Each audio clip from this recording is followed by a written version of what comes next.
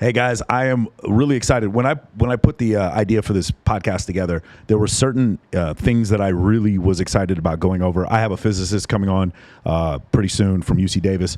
I have a ER doctor coming on. He's also a former flight surgeon coming on from St. Rose, Dominica. I have a bunch of really technical people coming on to describe different ideas that I wanted to get into. Today is one of those days, though, because we have a therapist who's coming on, and she's writing a book about narcissism.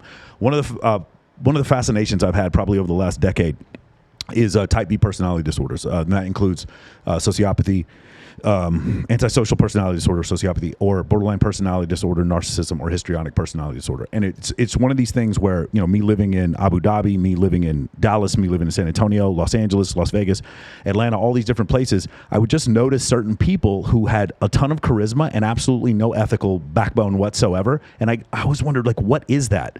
And a lot of times we make a mistake in understanding someone's a shitty person versus someone's actually has a neurological disorder. So I brought a specialist on today.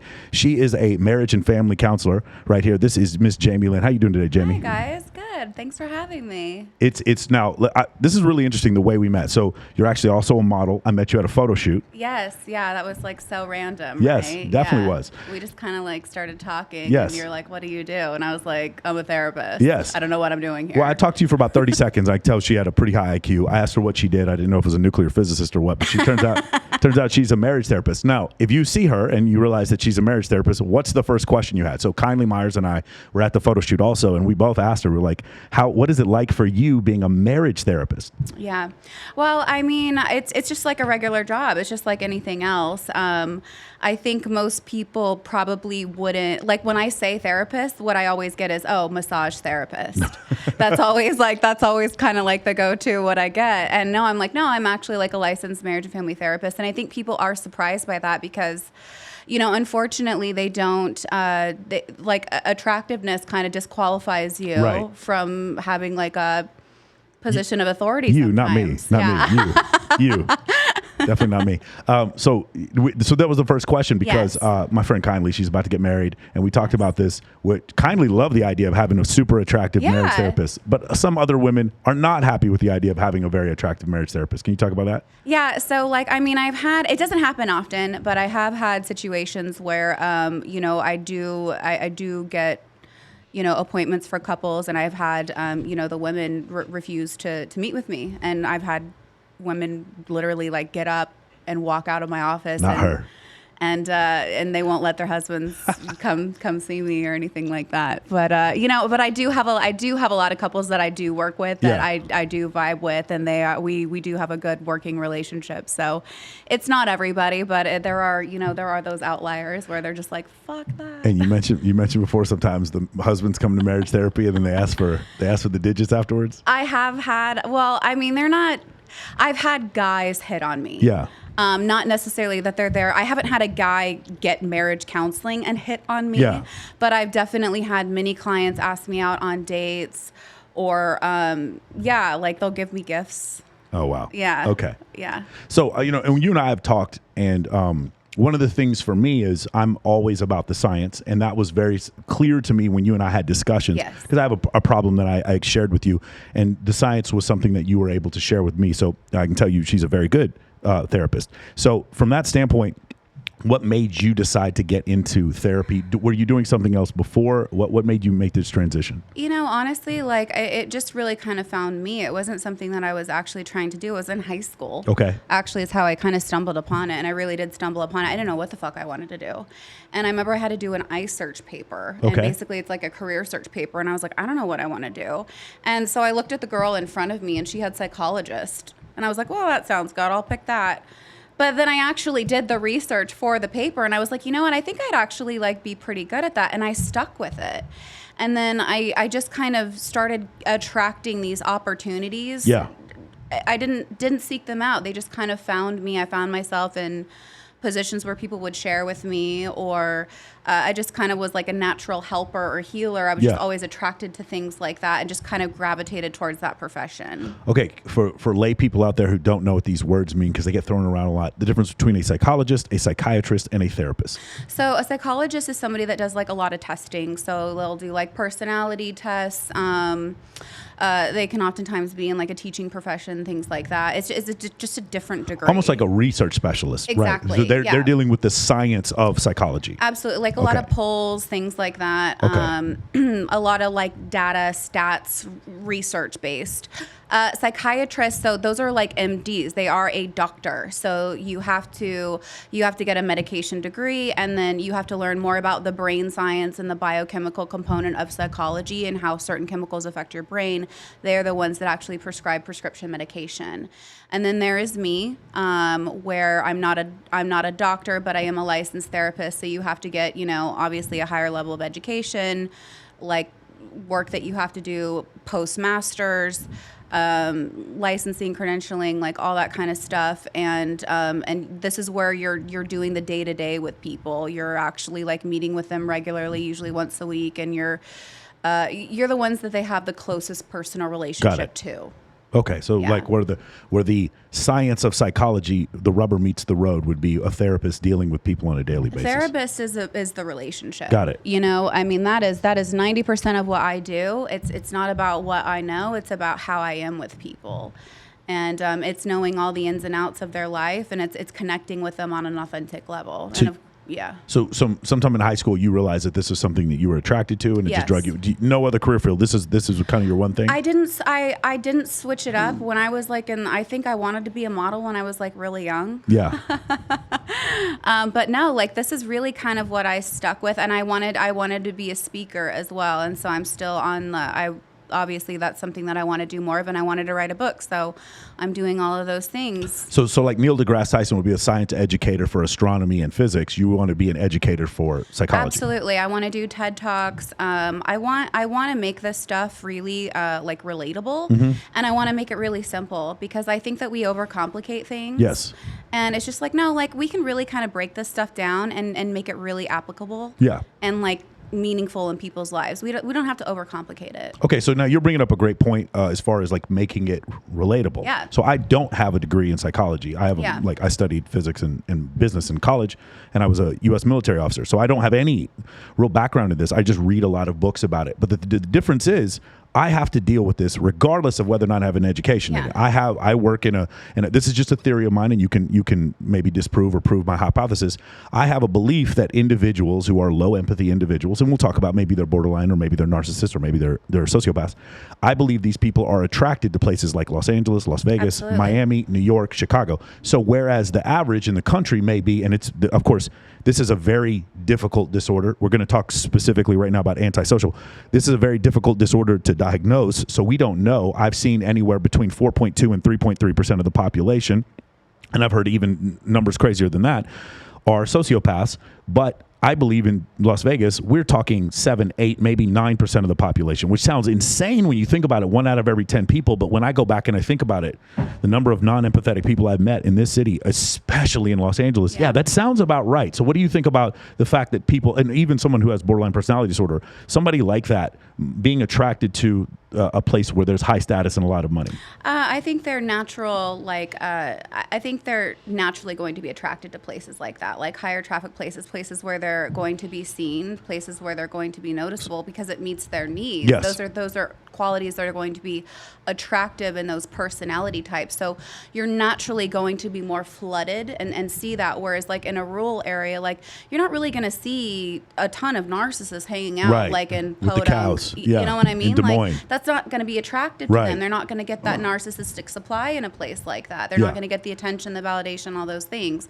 But you go to a place like LA where there's celebrities and they can rub elbows with somebody famous. Well, that feeds their needs. So they're going to be more drawn to places like that. So specifically what we'd be talking about is a narcissist being drawn to the modeling industry in Los Angeles, a sociopath being drawn to Wall Street in New York. Absolutely. Something like that would that changes the numbers. So now it's sort of, let's just say, and we've had some disagreements about this. I personally think that sociopathy is a genetic disorder, and that's just the things I've read. If it's normally distributed amongst the population, you're going to get higher numbers of these type of individuals, low empathy individuals, going to places Miami, New York, Atlanta, Dallas, Washington, or I'm sorry, New York or Chicago, or places where there's a lot of money, status, and good looks. And that's just something that I've noticed. So when you live in these big cities, you see a lot more of this, right? Absolutely. You're going to be more flooded with it. It's not going to be an accurate pool. Yeah. There's going to be an imbalance, absolutely, and that's why I think, you know, I hear so many people talk about dating in Vegas, dating in LA, right? Like, it's fucking hard. Yeah.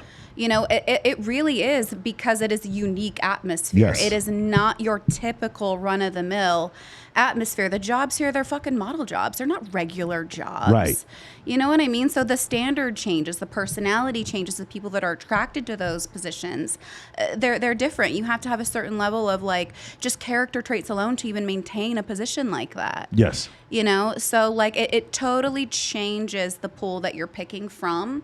And I think that is a big reason why it's so hard to find meaningful relationships in places like Vegas. Let's talk about that at the end, because I definitely want to talk about that, because like you said before, like the bussers in this city are male models. Like it's a really, like the receptionist at the plastic surgery clinic is one of the most beautiful women you've ever seen in your life. It's just a very different, you'll meet a paralegal who lives here who's like a stunning model, because there doesn't seem to be a middle class in Las Vegas. It's just like everybody here is just fantastically attractive. Gorgeous. Yeah. So now let's talk about, you specifically wanted to get, even though you're a marriage therapist, you wanted to specifically get into narcissism and specialize in that. Yes. If you feel comfortable, could you talk about your history, your personal experiences that led you down this path with narcissism? Yeah, so this is actually not, I think I mentioned this to you before, that I've actually never shared like my story or what happened to me. And I'm sure a lot of people kind of wonder, like, how did you get so good at this shit?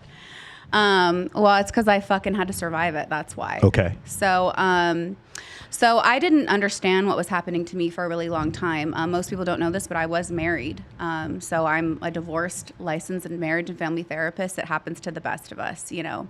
So I really understand, like, how gut-wrenchingly painful that process can be. But I was with my ex-husband, and I was experiencing a lot of, like, psychological, like, abuse and manipulation, but I was very reactive to it. Okay. So, like, he would be doing, like, a lot of poking, and then I would have, like, an episode where I was like, meh, you know, and then everybody would be like, look at her, she's fucking crazy. And I was like, yeah, I am crazy. Like, I feel crazy, you know, like, nobody else can see this. And I had went and got help, went and got, like, counseling, marriage counseling, to try to work on these things. And everybody just really kind of pegged me as the problem, because he just really kind of presented very well, which most narcissists do. If you gaslight somebody long enough, and you have enough status in their life, then eventually your reaction makes you look crazy. It wasn't only that, too. Like, one of the things that had happened is my own family, my own friends, my own support was turned against me. By him. Absolutely. Yeah. And it was a slow process. It wasn't something that was immediate. It was something that happened over the course of years. And I can maybe talk about very specific examples of very subtle, very subtle abuse that's very hard to recognize. So here's the thing. I want the subtle abuse, because again, if a man gets into a physical altercation with a woman and she has a black eye, this is something we can see and file a report. But a subtle, like we talked about this before, in family court, psychological abuse is not recognized like physical abuse is, but psychological abuse is just as damaging. Can you go into that? Yeah, absolutely. So one of the things that happened in my former marriage was I was not allowed to touch him, like, at all. Okay. No physical touch at all, or intimacy. So I was very much, like, deprived of that, and I was very much said that it was because I did not make him feel like a man. That's what he told me. And that is why we weren't intimate, and that's why I was not allowed to touch him or anything like that. It was basically my fault, and I took the blame for that. I was like, okay, clearly I must be doing something wrong, right? Can you hold that thought? Can we go back? So a lot of people are going to ask this question. You're a beautiful woman. How did this motherfucker get into the position to marry you in the first place? He doesn't want to touch you. He was my boss. He was your boss. Okay. Right now we're getting into a whole different discussion. So he's your boss. Like, there has to be a buildup of attraction that leads to marriage. Can you describe that before? because that's the thing, right? If you've ever dealt with somebody who has borderline personality disorder or is a narcissism, you get like sometimes 5 months of normal behavior, then the switch flips. Can you talk about that? Yeah. So, okay. So there we had our relationship started actually very normally. However, without getting too much into my own history, I had an abuse background prior to meeting him. So there were things that he was doing that I probably should have picked up on, but I didn't. And I categorized that, well, if it's not this, then it must be healthy. Right. And that's kind of what I told myself. So I excused a lot. I did actually see some of these red flags. I did feel like something was off intimacy wise, like with the whole like can't touch you kind of thing. I was like, that's kind of weird, but maybe it's healthy. You know, he's not hitting me, so maybe it's healthy. But was the no intimacy thing before the marriage? We were more intimate before. That's what I would expect. Yeah. But it was still not what you would think it would be. And in a lot of narcissistic relationships, there is a lack of intimacy, and that's something that a lot of people don't actually know. Okay. But you know, I can talk about that later. But so anyway, that was something that was, you know, happening in the relationship. If we want to kind of segue back to subtle abuse and how that was kind of used against me, here's like a really good example. So one of the things that he would do, that narcissists do, is they'll triangulate, and he used his cat a lot to taunt me psychologically. So his cat would come home and get all the loves, right? He'd love the cat. He'd pet the cat, like, and taunt it in front of me, and then I would get nothing. And I found myself getting jealous of the cat. Like reprisal. Yes. Right. Okay. Yeah. Got it. So the affection that was supposed to go to you was going to the cat. Yes. So that's a form of very subtle abuse. Yeah. Here's another thing that here's again and these things, they're slow cuts, right? They slowly break you down. Yeah. So another thing that happened was, I remember we were in church one day. Okay, and mind you, I'm not allowed to touch him. So there's a couple in front of us that we know, and we're sitting behind the couple, and she starts rubbing his back. You know, and he leans over at me and he goes, "Now, why can't you do that?" So he's gaslighting you. And I was like, in my mind, I was like, okay, I'm such a bad wife. I should touch him. And so I touched him, and then he pulls away. Right. You know what I mean? So these are the slow cuts. These are the devaluations that I can get into. But this is psychological abuse. This is severe neglect, and these are the things that are very hidden, that are hard to call out. These are crazy. This is kind of stuff that drives you crazy. The reason why I like this is because there's women watching this right now, and probably men too, who are dealing with these little psychological things that they think are normal. But they're like, oh, everything else is, I'm being validated. You stay in relationships a lot of times. I know I've been in a situation before where I was in an unhealthy relationship, but because I was being validated in other places, I would ignore red flags. Yeah, you're getting some needs met, right? And sometimes that's enough for people where you're so starved, and that was my situation, where you're just so starved, but there's something there, and that's better than nothing. Yeah. You know, but really that's a lack of healing and so many other things going on, where there's really just a lack of self-respect for yourself and self-love. And that's really what you got to kind of work on, right? Because nothing like that should excuse that kind of behavior. But yeah, so like that's just kind of an example of like the slow cuts of psychological abuse. It's like the water dripping on the forehead. Okay. Yeah. That just goes on for a while. Mm-hmm. Okay. What was a transition that happened there where things started to change, or you got to the point where you weren't going to deal with it anymore? And were you aware this was narcissism, or I don't know if you believe it's narcissism now, were you aware of what this was while it was happening? Not at all. I had no idea. I didn't actually know for years, actually. It wasn't until I moved here, and I was actually working as a therapist out here, and somebody, I had shared a story that I had, like an example of something that had happened. And I had just started opening up about my former marriage. It was not something that I talked about. I had a lot of shame around it. And mind you, I felt like everything was my fault still. And I remember there was a psychologist on staff, and he overheard what I said. And he said, "Jamie, have you ever heard of narcissistic supply?" And I said, "No. What is that?" And that was my introduction to everything. That was the beginning of everything to me. That was everything. But to go back to the relationship and how that whole thing ended, I did not leave. He just left one day. Okay. And that was that in and of itself, and how he did that and how he taunted me. Even prior to getting married, he would do things that were just absolutely bonkers. Okay. But he really did just actually leave one day. It was that drastic. We're walking the dogs the next one day, and then the next day he said, "Oh, we're not together. Right. I'm leaving you. And everything was gone. And I was like, oh my God, what do I do with my life? That's incredible. That's incredible. It was mind blowing. So can we talk about, we'll keep on this, but narcissistic supply? Yes. One of the most important things, I read about it and then you explained it to me, and it becomes something, it's one of these symptoms now we can look for to see when we see these problems. And borderline, narcissists, and sociopaths all need the supply. Well, this is really a staple of narcissism. We all let me just explain what narcissistic supply is really quickly, just so everybody's on track. So narcissistic supply really simply is about validation. Yeah. Okay. It's an emotional reaction from people. Oftentimes that's how most people kind of get fed this validation. It's a way people are feeling better about themselves or esteem. So you can get that through accolades. You can get that through praise. A lot of times you can get that through achievements.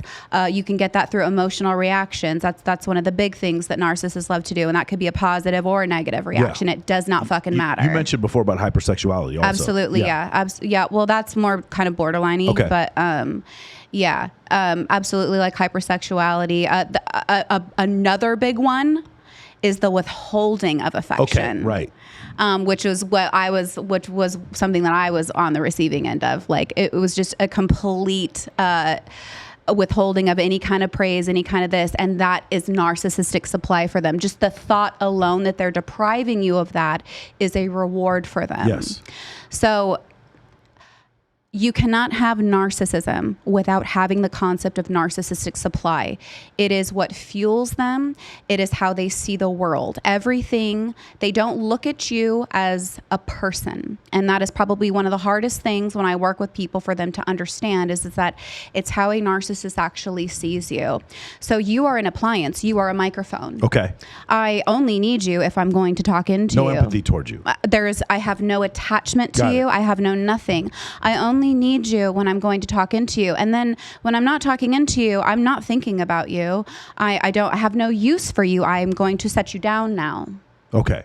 And so that's it. So you're just an appliance. You're only there to fulfill a purpose for them. Right. If you are not actually fulfilling a purpose, mainly narcissistic supply, there is no use for you.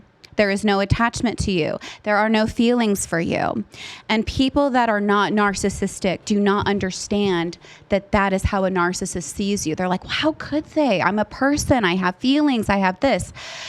Guys, it really is real. There is nothing there. They do not see you as a person. So 2 things I want to go over real quick. Number 1, if you are dealing with somebody who you suspect, and we'll go over the symptoms for it. Her and I debate about all this, whether or not this person is whether this person is borderline, whether this person is narcissist, whether this person is sociopath. It doesn't matter. If you're dealing with somebody, and this is what Dr. Martha Stout, one of my favorite books ever, is called The Sociopath Next Door. She says if you give somebody 3 opportunities where they do something really bad to you and they don't even apologize or take any responsibility for it, give them 3, then get them the fuck out of your life. They might be a narcissist, they might be a sociopath, they might have borderline personality disorder, or they might just be a shitty person. Regardless, get them out of your life regardless, okay? You're not there to be a medical professional. People like that who are pathological as far as they're lying, you need to get them out of your life regardless, okay? That's the first thing we want to say to you. So we're going to have maybe a little upper level discussion because I had studied so much about antisocial personality disorder. I started seeing everyone is like that. She studied narcissism. She sees people more as from a narcissistic standpoint. It doesn't... In the end, no matter what we talk about, it doesn't matter. Go get help and get out of this situation. Here's the standard, guys. It's really not about a label, okay? Like, at the end of the day, it doesn't matter if they're a narcissist, if they're fucking borderline, or if they're just a fucking asshole. Like, you want to measure things on, is it healthy or is it not healthy? And that's really like, is this person really adding value to your life, or are they causing you chaos? Like, measure it from that point of view. Like, fuck the labels. You said the word chaos. Yeah. This is another thing I see similar with all these. Again, let's go back even one more step. Look up, it's called the DSM-5, and under DSM-5 there are personality disorders. The type B personality disorders is going to be antisocial, histrionic, borderline, and narcissistic. Those four types. When we go over this, just real quick, this is the stats that I looked up before this. the number of people that suffer from borderline personality disorder is about 5.9% of the population. That's pretty high. And then we'll talk about essentially what those symptoms are. 40% of people with with borderline personality disorder are also suffer from narcissistic personality disorder. But sociopaths, that's about 3.3% of the population. 100% of people who are sociopaths suffer from narcissistic personality disorder. So you can be one flavor, just narcissist, or you can be a sociopath, but you will always be a narcissist, or you can be borderline, and 40% of those people also suffer from narcissism, which is why we have a specialist on here for narcissism. So from that standpoint, you and I go back and forth about, because I've given you examples of certain people and you're like, no, that sounds borderline. No, that sounds narcissistic. And again, going back to what we said before, it doesn't fucking matter. Get these people out of your life.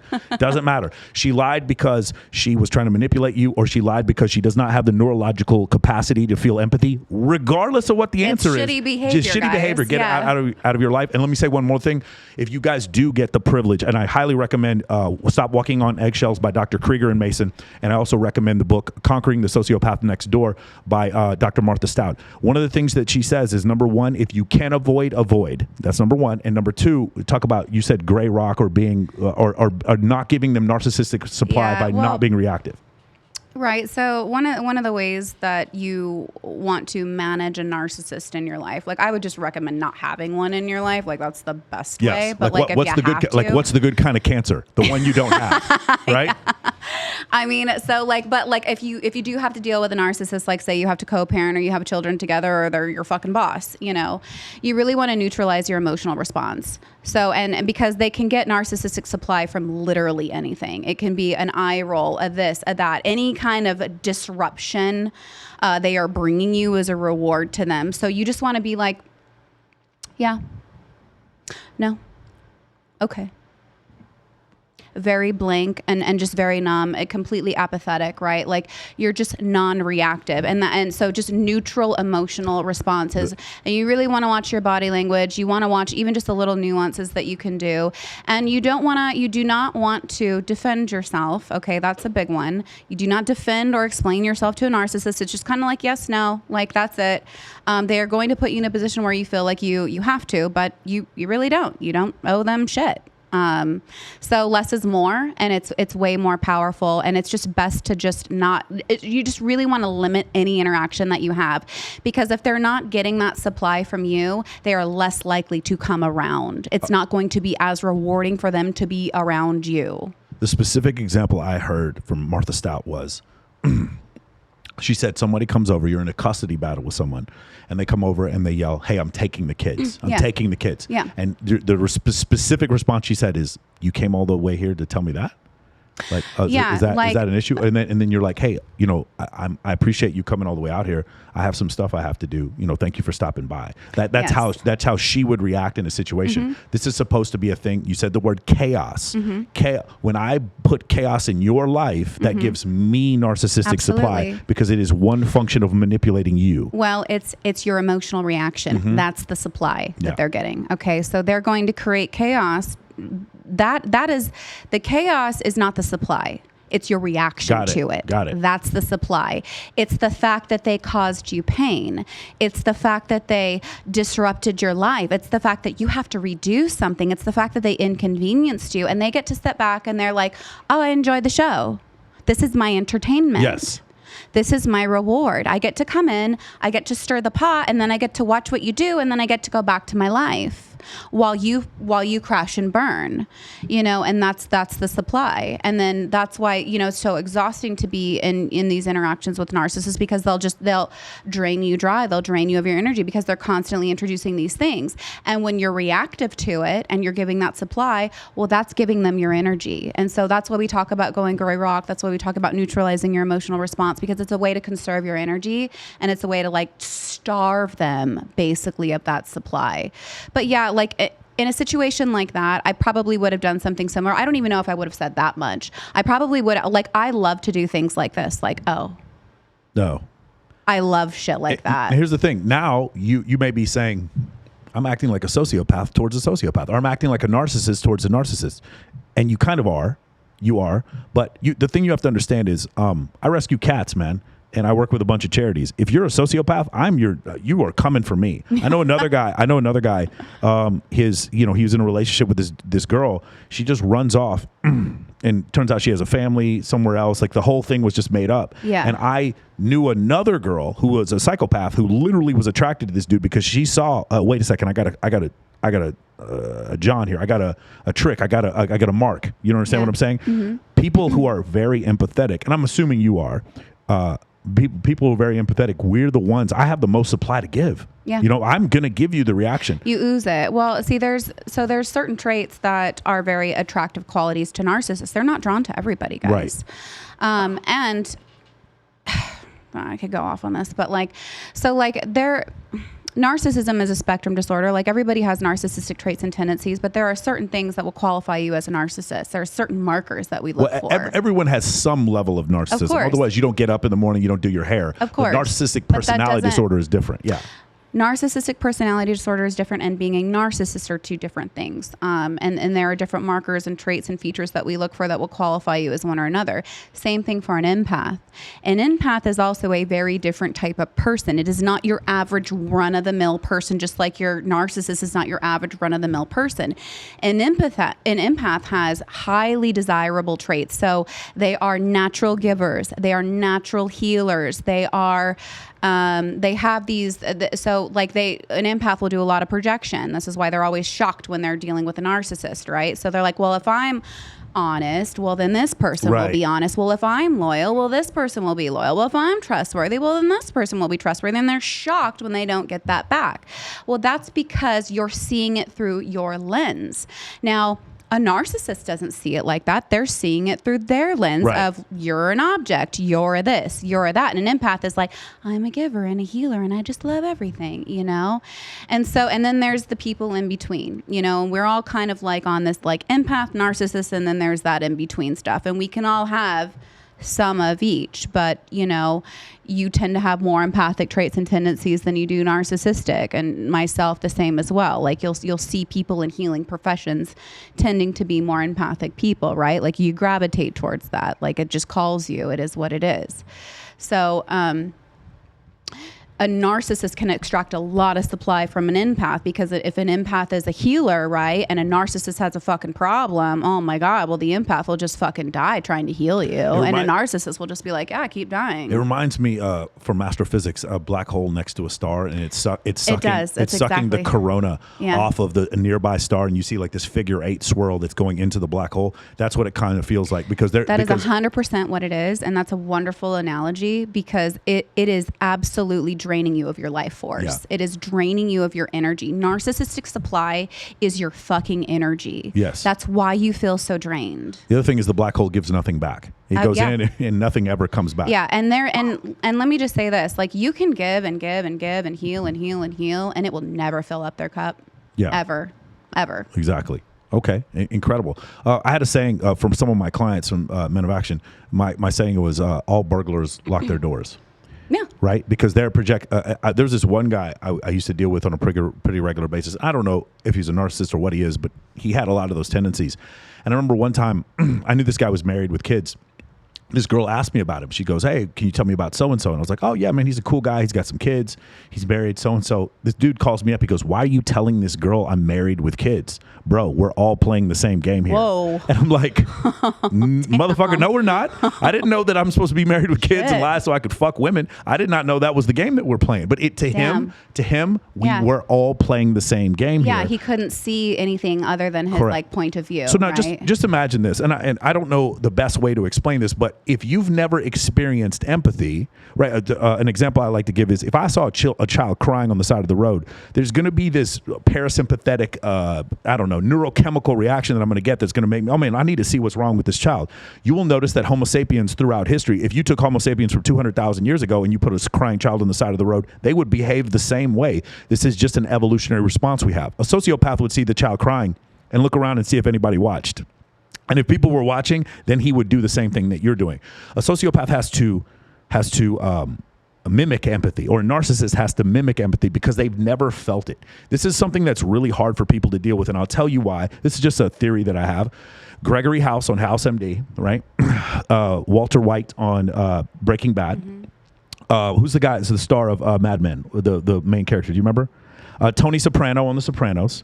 Okay, and Jack Bauer on 24, and then there's I'm trying to think of some other ones. These people are written. If you read the script, they are written as clear-cut clinical sociopaths, and then they love their family. They're clear-cut clinical sociopaths, and then they give money to charity. At the end, Gregory House goes and does this like helpful thing, and then as a society, we watch these tragic heroes that are like very evil in most of the things they do. Jaime Lannister is a great example from Game of Thrones. We see their behavior, and at the end they do this redeemable thing, and then we start thinking, oh, you know, my brother who's a sociopath, maybe we can fix him. Well, they do that to humanize them, right? Yeah. Part of that is entertainment, but it's also to like excuse bad behavior. I think it's dangerous. I think Tony Soprano, if he's a sociopath, does not love his wife and kids either. He doesn't love anyone, and so it becomes very confusing. Where it's like, because there is conditional sociopathy. We saw it in Vietnam, where we looked at people who were the Viet Cong, and we believed all these people who were innocent, every one of them did not have the right to live. We didn't even see them as people. There is conditional level where you completely lose empathy for a type of person, even though you're not a sociopath. That does happen. There's also, Martha Stout talks about this, about corporate sociopathy, where you have a situation where you have a corporation where no one in the corporation is a sociopath, but the corporation in and of itself is only interested in the shareholders. And because of that, there is no empathy or conscience in the behavior of the corporation. Mm-hmm. And so now you have a corporation behaving like a sociopath. Yeah. Does that make sense? Yeah. So that becomes a very interesting dichotomy. The thing is, one thing you guys have to understand, this is the second thing I wanted to bring up, and I forgot to think about it. In situations like her, you're going to get gaslit over and over again, and you're going to do crazy stuff. It's going to be a situation where you kind of roll your eyes at your girlfriend, and then she goes and fucks your brother. It's like, like what the fuck? And you tell your friends, and your friends are like, huh? There's no way that happened. You're crazy, dude. You obviously did something to deserve this. And you're like, all this, all of a sudden you come home and the doors are locked and you can't even get into your own house. And he's just like sitting there laughing at you. And you tell your friends, and it's so crazy. Your friends don't believe you. It's so crazy. Again, this is a problem that was happening in the 1970s. We had these serial killers, right? But before the behavioral science unit in the FBI in about 1974, we had these serial killers that would kill people for no fucking reason. They would hear voices in their head or whatever. And rational people would be like, no, he must have killed them because he was jealous about something. He must have killed them because he had some motivational reason. They have to do that in order to be agreeable for their own perspective and worldview. It's what they have to tell themselves in order to cope with something so traumatic and painful that doesn't make sense. Because look, we're really, like, humans are really good at fucking rationalizing behavior. We want to understand it. We want to try to make sense out of things that do not make sense. We want to understand, well, why is this person hurting this person? I need to understand that so I can fix and heal it, right? But really, like, there isn't always a solution. Sometimes you just have to recognize that behavior is not okay and just fucking just end it. You know what I mean? Understanding it's not okay, but being outside, sometimes you're going to listen to your friends explain to you like Berkowitz, the guy, son of Sam killer back in 77. He just runs around and starts shooting people in cars because he heard his dog telling him that the dog was Satan. And you understand that as a normal person, you understand this person's crazy. But from the outside perspective, you'd be like, no, he's a jaded lover. No, it must be because his girlfriend left him or something like that. People sometimes will take, again, when I have been in relationships, friendships, business relationships with people who are low empathy individuals, and I do something wrong to them or they perceive some slight, and then the response is the nuclear option. Tear down everything, talk shit about me behind my back, go ahead and try to ruin my business, whatever. And I try to tell my friends, and they're like, no, Michael, you did something else to them. And I'm like, no, bro, I didn't. And then you hear this from women, like in the situation where she's talking about, he wouldn't let her touch him. That doesn't make sense. A lot of women out there are like, no, that's not true. It probably is true. You don't understand that when you're dealing with somebody like this. I mean, you can go back to Ed Kemper, the BTK killer. You can go to all these people are sociopaths. These are extreme examples, obviously. There's not people you're dating, but these are extreme examples where you see people with no motivation whatsoever, just wanting to create chaos in other people's lives. Now, these are extreme examples because these are mass murderers, but in this situation, they want to create chaos, which creates that supply that they need in order to feel good about themselves, right? Mm-hmm. Yeah. So back to your situation. You were married. Can we transition to when you start realizing what's going on and you decide to get out of the relationship? Oh no, actually, he just left. Yeah, I didn't get out. Did you try to get back with him? No, I did not. I did not try to get back with him. I I very much like am a praying person, and my relationship with God is really important to me. And so that was something that I relied really heavily on. And I really felt like I got some guidance during that time. And one of the things that I felt like I was supposed to do is just not do anything at all. And so I just kind of let it unfold, and I let the chaos happen. I didn't defend myself, and that really was my saving grace. We got divorced. He took everything. That was the chaos. I got nothing. Yeah. Can you describe the chaos that he tried to put into your life after you left? Oh man, like where do I begin? A lot of taunting. Like I remember when like he had filed for divorce. Like, so he was doing like things just to make me feel unsafe and psychologically crazy. Okay. So like he still had access to the home, and I was living there, but he had, here's the shit that he would do. Okay. So like when he left, I remember hearing these rumors. He had told everybody I had left, and that I was seeing somebody else, which was totally not true. And also, let me just say this. He started wearing his wedding ring. He never wore it before. He started wearing it, and he was like, I'm not going to take it off until the divorce is final. All this fucking bullshit, right? And I'm like, this fucking chooch. But like he would taunt me. So like so one of the things that he used against me was, I remember after he told me that he was leaving, I had gotten home, and he was at home, and all of his bags were packed. Nobody got to see this. I was the only one that got to see this, right? All of his bags were packed. And I'm still like, is this really fucking happening? Like, is he really leaving? He's very dramatic, so I don't know. And I was like, are you going somewhere? And he goes, yeah. And he's on the bed, and he's got his cat, and he's just loving this. Like, he's getting narcissistic supply, and I'm fucking a wreck. So I take a shower, I come back out, and he's just, like putting stuff around, just kind of taunting it around, just letting me know he's leaving. And I was like, and finally I said, I just had enough of it. I was like, if you're going somewhere, get the fuck out. And he goes, okay. And then he leaves. And then that's what he used to tell everybody I kicked him out. Right. And, stuff like that. I forgot where I was going with this. Where was I going we with this, Michael? We were talking about the transition out and the chaos he was creating in your life. So at that point, he never came back home. Okay. Okay. Then I remember so we had 2 dogs at the time, and I remember I was going to like a wedding. Fucking A, right? I was going to a fucking wedding, and I was like, hey, can you watch the dogs like while I go to this wedding, and I'll be back later? And he's like, yeah, sure. And then I came home, and everything was gone.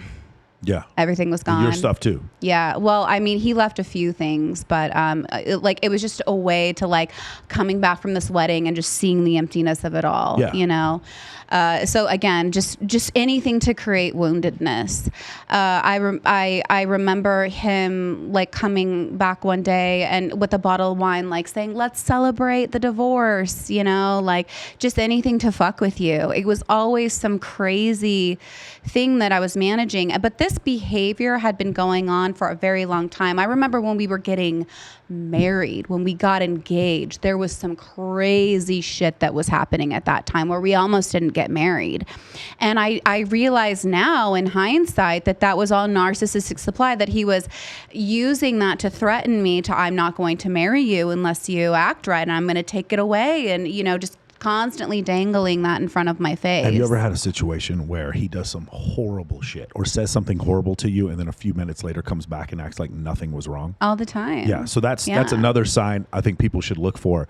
I've had this before where I was seeing someone, and then we split up, and then all of a sudden I start hearing all these incredible rumors. I get messages from one of the funniest things ever happened. This girl and we split up, and then this guy comes to me and he goes, hey, I'm dating the girl that you used to date now. And I'm like, thank God, good riddance, be with this girl. Then I get a message from her telling me, hey, you stop spreading rumors about me dating the guy. And I want to write her back and be like, hey, idiot, the guy you're dating is the one telling everybody this. Yeah. Like, this is not my... So I didn't even write her back. Yeah, you don't. There's no point. 7 weeks later, I throw a bikini competition or a beauty pageant. She shows up and acts like absolutely nothing happened. And then I start realizing, oh, okay, now I understand. This is how this works. Because in her mind, there's no emotional attachment. It's just supply. And now she's not getting the supply. She needs some more. So she'll show back up. You'll see this type of behavior. You'll have an individual who do something horrible to you, lie to your face, just cheat on you, steal money from you, anything like that, and come back to you and act like we just go back into normal modes of conversation. That's one of the symptoms. And the reason that's presenting that way is because there's no empathy or remorse. Correct. Okay, that is a behavior trait that is characteristic of that. There is no I feel bad. There is not even a level. There sometimes there is such a disconnect even from understanding that is not okay. Yeah. Where they do not get it. Now, when you get into like the more cognitive forms of like narcissism, like the higher spectrum, there's more intentional behavior. That's when you see more psychopathology and stuff like that. But like brute narcissism is very like fucking like meh, punch the hole in the wall. I'm mad. Right. It's not as calculated. Yeah, it's not premeditated. Okay.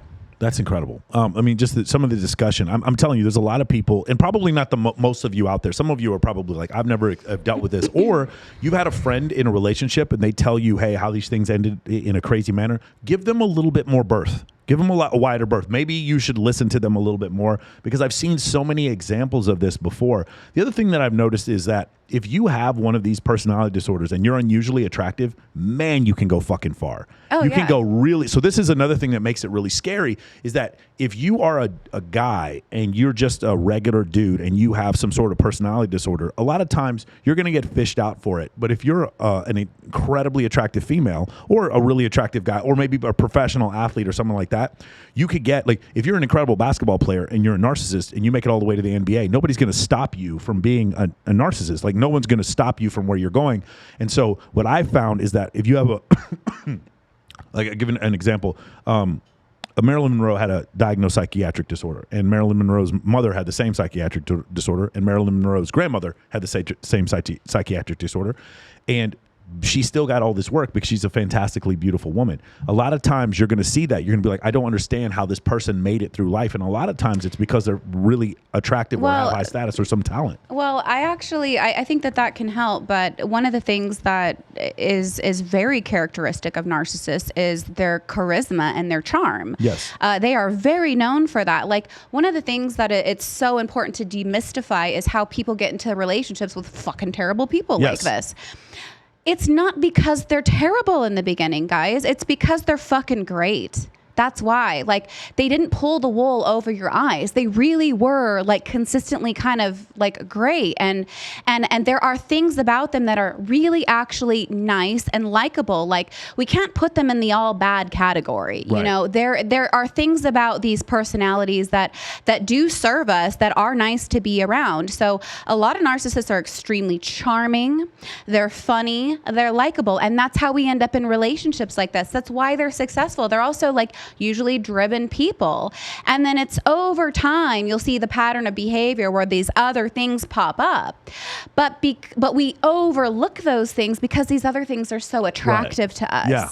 And that's why there's so much like leeway with stuff like this. And I have so many women and men come to me and they're like, they don't understand how their loved ones or how they themselves find themselves in relationships like this. And it's just like, well, it's because they're not all bad. Yes. You know, it's really not that simple. Like, people are complex, and there are desirable traits that make you feel good when you're around a narcissist, but that doesn't warrant the behavior, though. Right.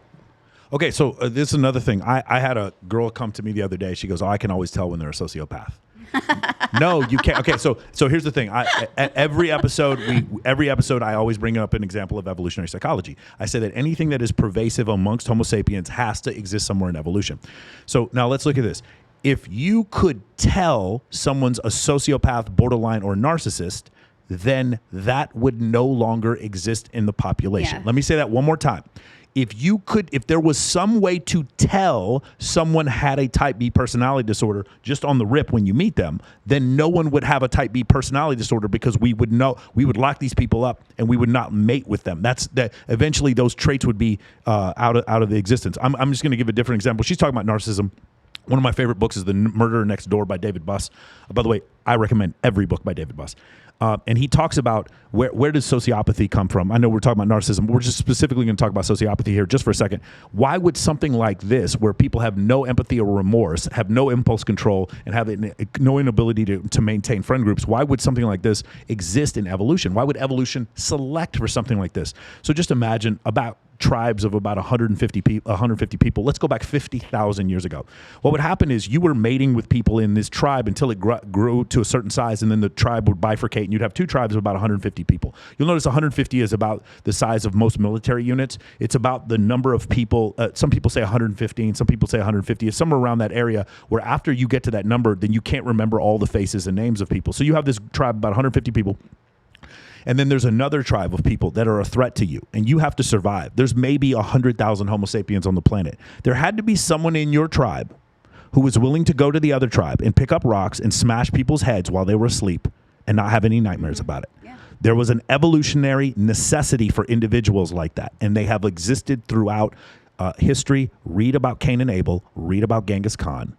Read about Adolf Hitler. Read about Joseph Stalin. These people were not new. They didn't come from nowhere. Joseph Stalin was not the leader of Russia, and he happened to be a sociopath. He was the leader of Russia because he was a sociopath. That's a lot of people don't understand. Adolf Hitler was not the leader of Germany, and he happened to be a sociopath. He was the leader of Germany because he was a sociopath. The excessive amounts of charm, the pathological lying, the ability to convince large like you have to be able to win people over. Correct. Guys. The big lie. To engage in this kind of behavior, you are winning people over. So there are qualities about you that are like highly desirable and favored, and we really kind of like undermine that, and we undermine that kind of influence, and how powerful that is, and then we can kind of beat ourselves up about it, like, how did I get fooled? Well, like, I don't know anybody in their right mind that would say, you know what, I would love to date a sociopath. Right. I would love to marry a narcissist. I would love to be exploited. I would love to feel like I'm crazy. Like, nobody fucking signs up for that. There's something bigger going on, guys, and we have to pay attention to that. So the point is, you can't tell. Yes. Do not be so arrogant. Tell. Don't be so arrogant to think that, but no, I know the difference. I have a feel. You know why? Because I'm a Libra, or I'm a Virgo, so I can tell. I put my crystals near this guy and I burn some sage. This motherfucker's a sociopath. No, you know what? My cat didn't like him. Stop it. If it was easy enough to do that, they would have been natural selection would have removed them from the population. But it has not. Anything that pervades amongst a population of Homo sapiens must exist somewhere within evolution, and so that's the reason why these type of individuals exist. And not only do they exist, they become your president. They become the warden at a prison. They become your police commissioner. They become a doctor or a nurse. They talk about in the Confessions of a Sociopath. I forgot who the author was. They talk about people like nurses who were sociopaths because they got to boss people around. They had control over individuals. Also sick clients. Yes, you know what sick I mean? clients, it's exactly. a way to have complete power and By the way, control. Number one mass murderer of all time was a guy who worked in a hospice. He would basically just bend the oxygen tubes for people. Guy killed 70, 80 people. Some people say he killed 115 people. Anyway, so let's go back to this. So now we've talked about narcissism for a while. Can we talk about the other two type of type B personality disorders? We're not going to go over histrionic. If you want to look that up, you can. I don't know anyone with histrionic personality disorder. So we're going to talk about, first off, let's go over borderline. Okay. There's a lot of people with borderline. So borderline is really kind of more of like an attachment disorder. Like it's rooted in abandonment. That's kind of like one of the things that kind of set somebody up for being borderline. But some of the very distinguishing traits of borderline that I will look for is black and white thinking. So this is where somebody is all good or they are all bad. They you do something nice for them, you're fucking amazing, and they love you, and you're great, and they're telling all their friends about you, and they're making these Facebook posts about you, and then you forgot to take the trash out, and now you're a piece of shit. You know, so it is that extreme. And then you can see a lot of acting out. There's usually self-harm that goes with borderline. And they usually engage in like more risk-taking behavior, whereas you don't really see that with like narcissists too much. So like the girl, you didn't text her back 12 seconds after she texted you. So now she's fucking somebody So she's else. fucking somebody Yeah. else. That would be borderline. That would be the term they talk about, Mason and Krieger talk about, is splitting. They tell, for the black and white thing, they talk about splitting. Yeah, there is no like there's an imbalance in thinking. So you really see very extreme swings, and you see extreme mood swings. So you can get what they call like borderline rage. Yeah. Right, where it's just kind of like they have trouble controlling their emotional reactions to things. It really could be the littlest thing, and that sets them on a bad course. But a lot of the stuff that comes up for borderline is abandonment. It's a fear of leaving. It's a love me, leave me thing. And look, these people are not. And when I talk about these things, I'm not saying, I don't look at things as good or bad or right or wrong. It's healthy or unhealthy. That's usually the standard Right. that I'm trying to look for. So I'm not villainizing these people. I'm just giving you some tools to kind of look for that can maybe, help you determine what is what. And so they'll usually a lot of times with borderline is they will put you in a position to prove yourself to Yes. them, and that is a very temporary thing. You will oftentimes find yourself in situations where you have to prove your love to them constantly, prove that you won't leave them, prove your fidelity, prove your finances, prove your this, prove your that, prove your that, and then when you do that, they're okay. Yeah. And Until they're not. And then the tests are sometimes a completely unreasonable things. Like I'm 2 hours late for a lunch and you Yes. didn't wait for me. Right. So like what they might tell themselves, and they don't like this. Mm-hmm. This is not something that they are trying to do oftentimes, whereas narcissism can be like very intentional a lot of times. Like there is a level of awareness, I think, with borderline where they recognize that this is not a desirable trait and they don't like being this way, but they do not have the emotional control or the emotional stability to behave in a different way. They constantly need that other person to self-regulate. And that's what they're doing. They're looking to somebody else to feel better. They're like, I need you to make me feel secure because I do not feel secure. You're 2 hours late. You're cheating on me. Prove to me that you're not. Okay, you're not great, but you also like, let me see your text. It's a constant thing. And you can often feel very very exhausted, very energy draining to be on the receiving end of borderline. But abandonment, black and white thinking, all or nothing, like those are the character defining traits. Tough time emotional regulation, very extreme ends of behavior. How about distortion? So one of the things they talk about in borderline is distortion. Like basically you feel you feel bad about somebody, and so you start spreading rumors about them, or you start trying to destroy their life through that type of chaos. I don't know too much about that. Yeah. I haven't worked with many borderlines that have distributed that character trait. Yeah. Usually it's the other stuff. Certainly that can happen, but I feel like that is more like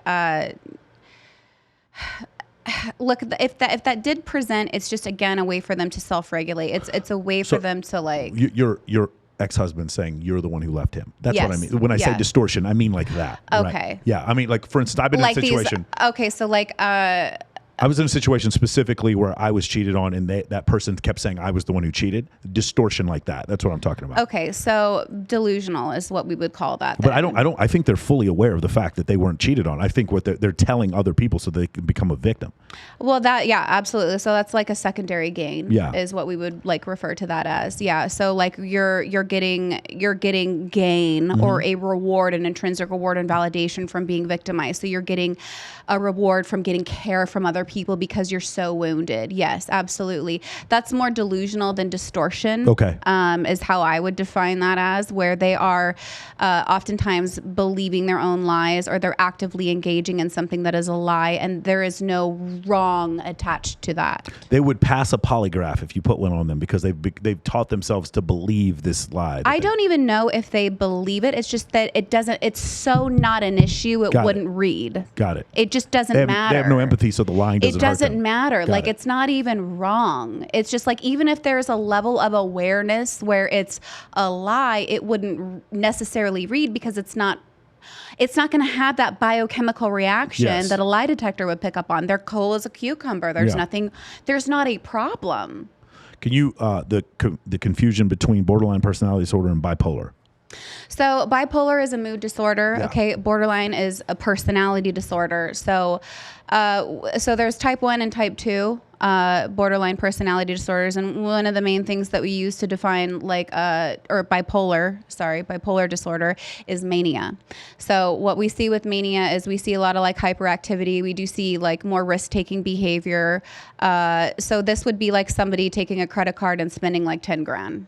Okay. This would be somebody disappearing for a week. This would be somebody like having 5 partners and, And there's certain time frames that this needs to meet. Okay. There are certain contingencies that we have to look for a period of time in order to define it as mania.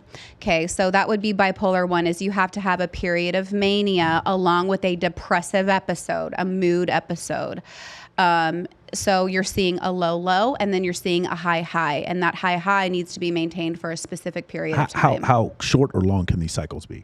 Well, for mania, I believe you have to have it for, I think you have to have that present for, I would say like, I don't know if that's hypomania is 5 days. I think hypomania is 5 days. It might be a week. Somebody might have to do a fact check on that because I can't think of it right now. Yeah. But it's a period of mania that I'm totally blanking on. Yeah. Along with a depressive episode, and that's bipolar 1. Bipolar 2 is a less severe type of mania that we call hypomania. So you're not going to see as high of a highs, but you're still going to see very like risk-taking behavior. You might see like self-harm. You could see like like aggressive, behavior where you're kind of like acting out, picking fights. You're spending money that you shouldn't. You're hiding secrets. Maybe you're, again, those kinds of things. It's just not as severe or extreme as like a manic episode. Got it. So BPD personality. And so personality, you want to think pervasive. So this is constant. It's not something that you can turn on and off. Okay. The mania, you're actually like, your pupils dilate, your blood pressure goes up. Like there's there is usually an energy like level change. Yes, that's a good way to describe it. Yeah. You're very up. So with mania, a lot of times you may be like hyperactive, so you don't need as much sleep. That's one of the things that you can see with mania. Maybe you stop eating or you're eating a lot. You're binge eating, right? Like you're seeing these big fluxes in behavior. Like it is outside the normal scope of things. It is outside of what most people would reasonably respond to. Outside one standard deviation of normal behavior. Yes. So that again, one more time, just because we're confusing the two. Bipolar would have mania attached. Mm-hmm. Borderline personality disorder is pervasive. It's all the time, and it's not necessarily going to raise your blood pressure. It's a personality disorder. Yeah, it's pervasive. So it's a pattern. It's a pattern of behavior. It's consistent. You can't turn it on. You can't turn it off. You can't like not be borderline. Okay, like whereas like with these mood disorders, you might have periods of normal mood. Yeah. Okay.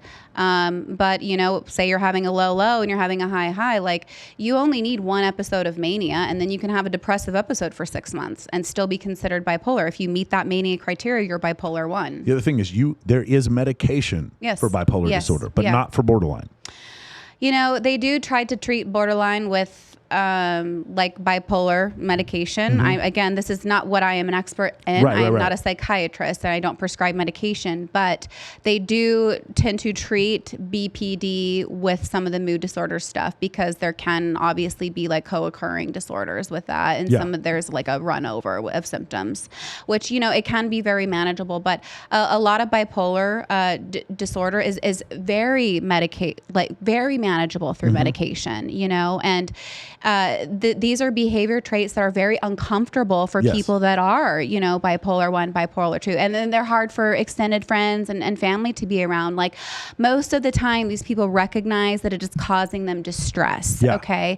And that's really good. That's really important actually to have that as a criteria and that level of self-awareness, because when you're aware of something, you can really do something about it. You can transcend With narcissism, you can't be aware of it. It's depends. Okay. With NPD, yes, there is a level of awareness. With narcissism, there's absolutely not. Okay. There's no level of awareness. There's no fucking problem. But what you said, but you told me this before. People Yes. with narcissism aren't going to come to you for treatment. They're not. I'm never going to see a narcissist in my office Because they don't think they have a Never. problem. There's no problem. You guys, any of you watch Game of Thrones, if you remember the scene where Tywin Lannister, for those of you don't worry about this, but Tywin Lannister tells Jaime, he goes, the lion does not concern itself with the opinions of the sheep.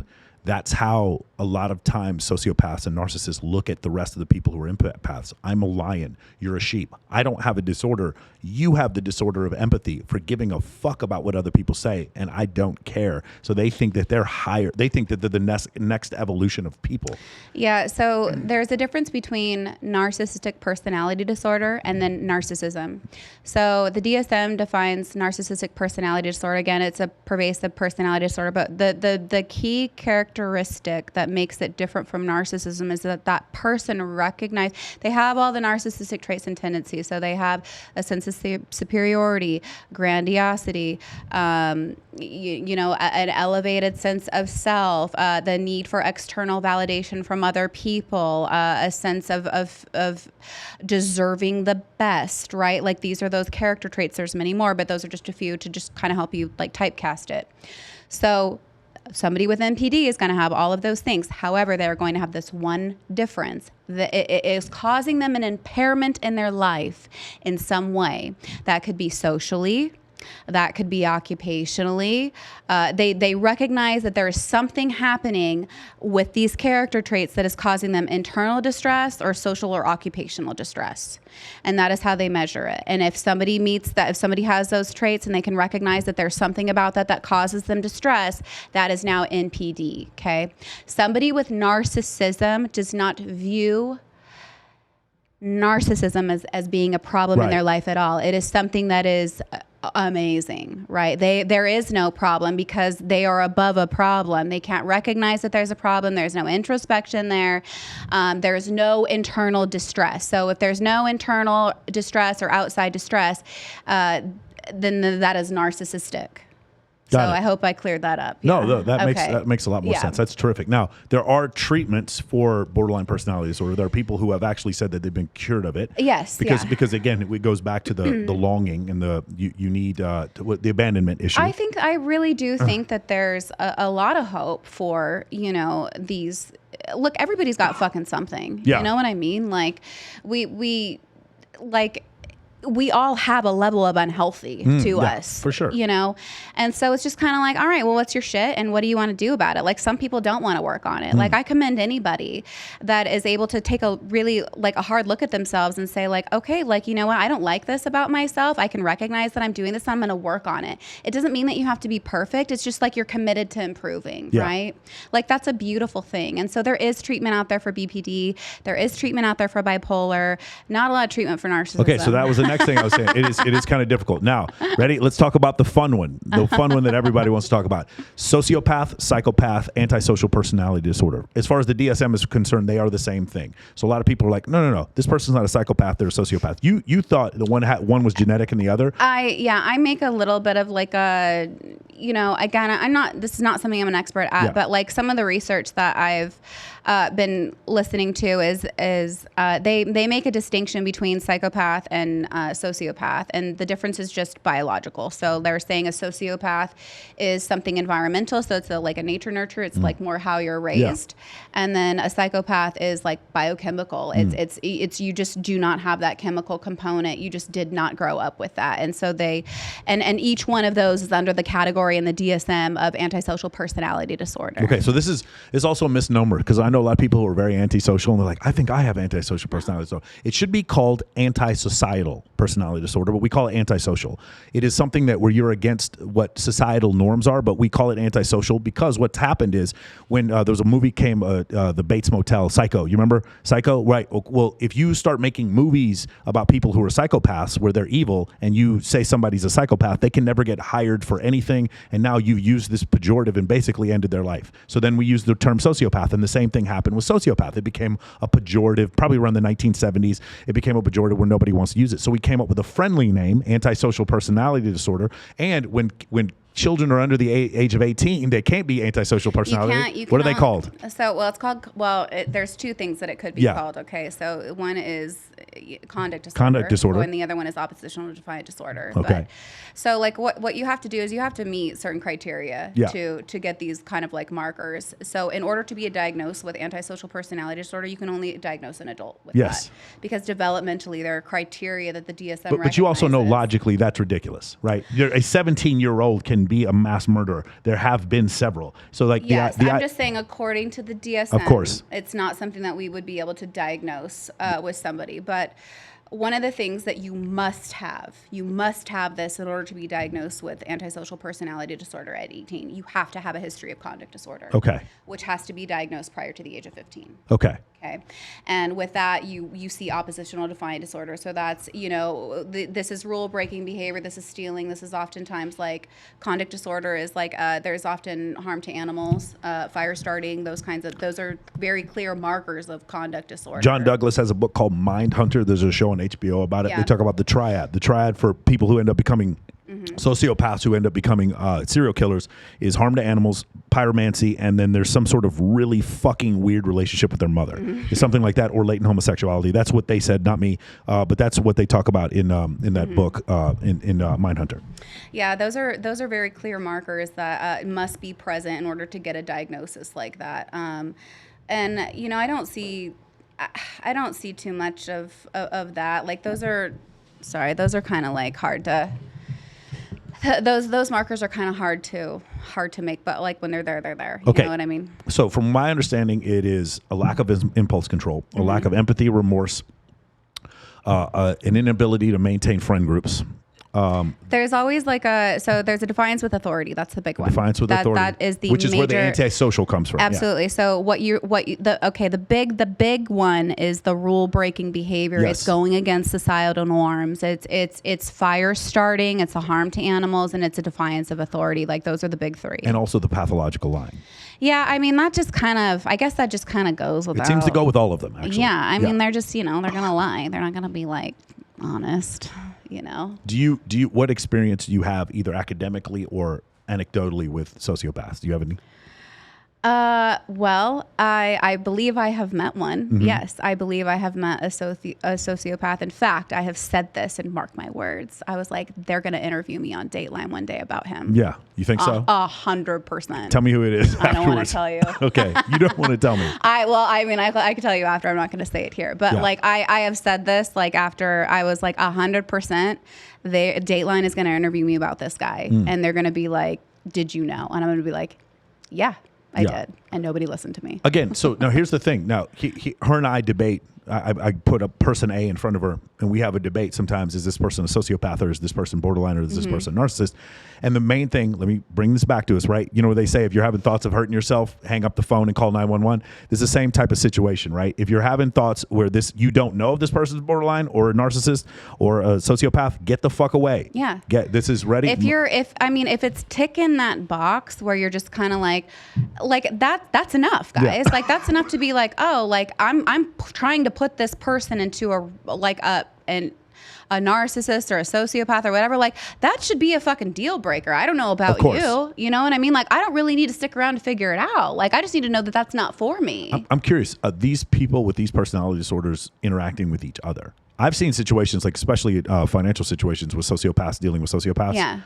What do you have any input on that? Because I've seen it where I've seen couples where I'm fairly certain one of them's a narcissist, at least both of them are, and one of them's a sociopath. I have seen couples, especially like being in LA or whatever, like. And honestly, like celebrities too. Like there is one celebrity couple that comes to mind where I'm like they're both narcissists, and it's kind of fun to watch because they fucking implode. But they can sustain it for a period of time, like two narcissists, because they're so wrapped up in themselves. Well, they're always getting the validation of being with each other. Exactly. Right? Let's not say these two people, but let's just say Kim and Kanye were both narcissists. Anyway, let's just say Kim and Kanye might be narcissists. If they were narcissists, the supply that they need from each other, or the validation they need, they're constantly getting because the most famous Instagram model in the world is dating the most famous music producer in the world, and the validation is constant, and they don't even necessarily need it from each other. They can get it from TMZ. Exactly. They don't need it from, like, in an example like that, they really wouldn't need it from each other. So it's like in healthy relationships where you're kind of like wanting that empathy or that support from your partner, you don't really need that in a narcissistic relationship, especially if it's like a high profile, because you're getting that supply. It's all around you. And so it makes those relationships actually like last longer because they're these buffers, these external environmental buffers. Whereas if like you had TMZ removed or there was no celebrity status and you just have your partner to rely on, well, you're a little bit more fucked there. You're like your supply is being tapped, you know? So again, let me recommend The Sociopath Next Door by Dr. Martha Stout. It was written in 2005, and the book changed a lot of people's lives. There were a lot of people who they were dealing with a family member or someone that they couldn't avoid in their life, and this book changed their life. Now, you have to understand, as far as pop psychology is concerned, or New York Times bestsellers, this is the alpha book when it comes to dealing with sociopaths. So now she writes another book in 2020. And does anyone want to guess what happens to the ratings on that book whenever that happens? Do you want to take a guess? Well, I think we talked about this on the live, right? One of the most shocking things I've ever seen. So I go to read her second book, which is called Conquering the Sociopath Next Door, and it was written 15 years later. And I read the reviews, and they are shit. People are writing horrible things about this book, and I'm like, Martha Stout's a fantastic author. I can't believe this book would be terrible. I'm going to take a chance and read this book. And guess what? Everything in those critical reviews, none of that shit was in the book. It was completely made up. And then I started thinking, holy shit, it is sociopaths writing bad reviews about a book about sociopaths. It's absolutely incredible, which, by the way, guess what's going to happen in the comment section for this YouTube video? I guarantee you there's going to be haters in there talking about, oh, those people don't know anything about what they're talking about. They're both narcissists. Like, that's what's going to happen, because again, like when we are bringing light to their again, I could give zero fucks, honestly. Right. But the thing you have to understand is, if you're a sociopath, you might not know you're a sociopath, or you might not even know that word, but you know you're a little different. You know that other people seem to give a fuck about things that you don't? Not necessarily. You don't know? No. So I have not necessarily, and this is part of that spectrum stuff. So one of the things that happens with, again, I'm going to go back to narcissism, but I think it can also apply with antisocial. So like, there's a level of awareness, a cognitive level of awareness that I think is really important to consider. And that makes something either very intentional or reactive. Okay. So with narcissism, a lot of times you'll see, like Donald Trump is a really good example. Like, he's a fucking narcissist, but he's what I would call like lower functioning, honestly. Because his level of awareness is so low. He does not know what he is. So a lot of what he does is just very reactive, right? He's like, somebody triggers him. It's very predictable, like what he can do, right? He's like, I'm gonna get you back and get on Twitter. And it's a very predictable what he can do. But you take somebody like a Ted Bundy, that has a higher level of awareness, that has more emotional control, and their behavior is much more calculated, and it can be much more dangerous, and that can present more covert, whereas Donald Trump's narcissism is very like fucking in your face, very easy to see, and then you take somebody like maybe like my ex or something like that, very hidden, very covert, very well planned, right, very calculated. So like this is part of that spectrum, level of awareness, cognitive, your ability, your level of cognitive functioning is a huge component when you talk about these personality disorders, because not everybody knows what they are, but some people do. Yes, not everyone knows who they are, and this is the thing. The reason why we're bringing this up is because here's a shitty person and here's a sociopath, and they're not the same thing. This is where people get this misunderstanding. Side note, Sacha Baron Cohen, the comedian, the actor, his cousin is one of the foremost psychologists in the world. His name is Simon Baron Cohen, and he wrote a book about the science of evil, and it actually is a book about a spectrum of sociopathy, and he ties sociopathy in with autism. It's a really interesting book. That's so cool. Yeah, you should definitely check that book out. I'm not going to tell you it was my favorite book. It's kind of a difficult read. It's very technical, but it is a book specifically dealing with what you're talking about. It is really funny that Sacha Baron Cohen's cousin is like this famous psychologist. Anyway, so let's go back to this. Was there somebody after, because you did, the guy you showed me that you were dating, was that your ex-husband, or there was a guy after this? What did I show you? After the ex-husband, there was a guy with no shirt on. You showed me. Thunder? Yeah. Oh, God. So that's when we were talking about the situation, he's who I thought you were going to describe to me. Oh, no. Yeah, no, that's recent too. Okay. Yeah. Like, Yeah, that was somebody that I was like dating recently. Okay. Yeah. And you guys are good?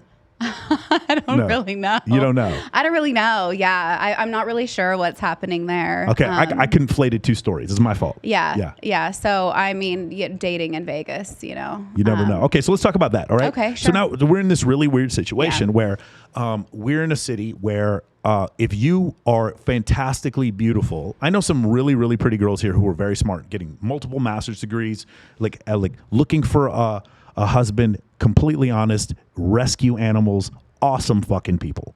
And they don't have to be awesome, because if they weren't awesome, they'd still get hired at Wet Republic because they're stunning. You understand? Or they're hard workers or whatever.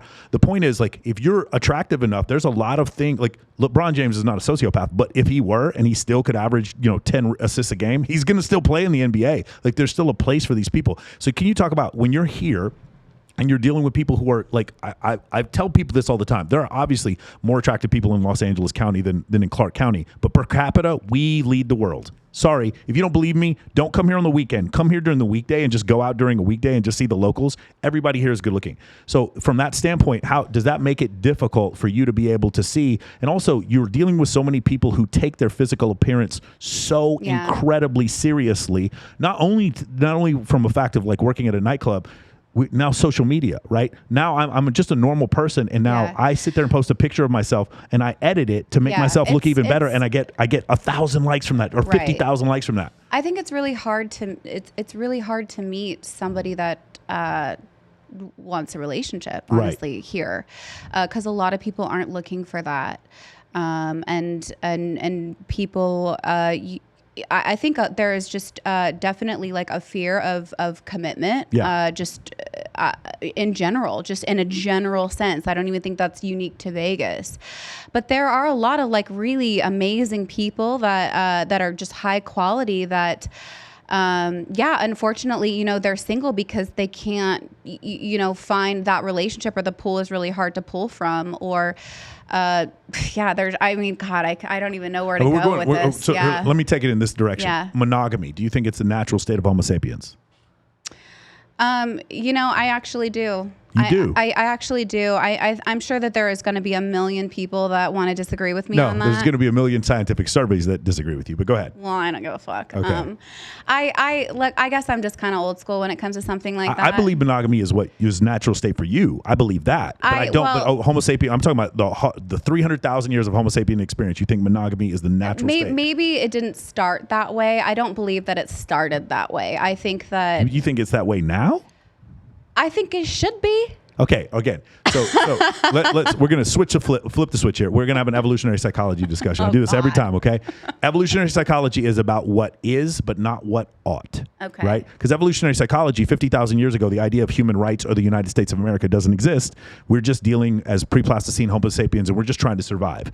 Okay, so this is very different. But my argument is always going to be 300,000 years of Homo sapien evolution, and then 10 years of Facebook. That's what we're weighing the two things. Okay. Throughout the anthropological record, we see constantly societies where you have a few alpha males that have several women, and then a few beta males who have no sex at all. There's been several societies. In fact, there's a study by the Washington Post that just came out a couple years ago showing 26% of men have had zero sexual partners in the last year.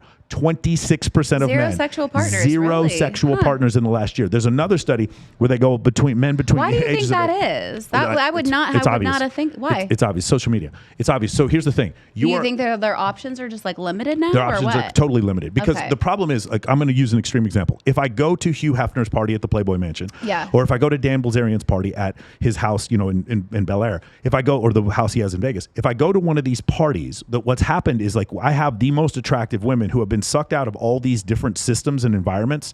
Like, let's call Wichita, Kansas a system. Okay. That system has a certain number of attractive women and a certain number of attractive men. The women are extricated from that system and brought into the Los Angeles system. Does that make sense? Yes. Attractive women do not evenly distribute. They're born evenly distributed across the country, but once they turn 18, they're going to go where the opportunity is. They're not just going to keep working at the Hooters and fucking Secaucus. They're going to go. They're going to go to LA. Mm-hmm. So now you get into a situation where you have a few men. So generally, what would happen before is you'd have, let's just say, a system, Sacramento, California. In that system, in that group of people, the doctors with the most money and the nice car might get the prettier prettier girl, or the guy who's more charismatic, or the better looking guy might get the prettier girl. But what's happened now is Justin Timberlake is not just showing himself to a few of his friends, he's showing himself to every woman in the entire world. And now he's going to have I'm going to a party. I'm hosting a red carpet of a party on Sunday, and at that party will be 900 influencers, female influencers, that are going to be coming from all over the country to this place. So what's happened is a disproportionate number of, like a small number of men doing really well on social media are having sex with a disproportionately high number of women. And if you do the math, then that means there is a number of men at the bottom who are having sex with no one. And anecdotally, through talking to some of my clients and from the studies that I've seen, the numbers are like, we're going to very quickly get to a point where men over the age of 18, from the time they're 18 to 30, a third of them will have 0 sexual partners. Right now, if 26% of men have not had sex within the last year, we're going to get to the point where 44% of men have had 1 sexual partner in the last year, and maybe 1 time. And this is happening over and over again, because what's happened is whenever I say this to women, they're always like, really? You think that's the case?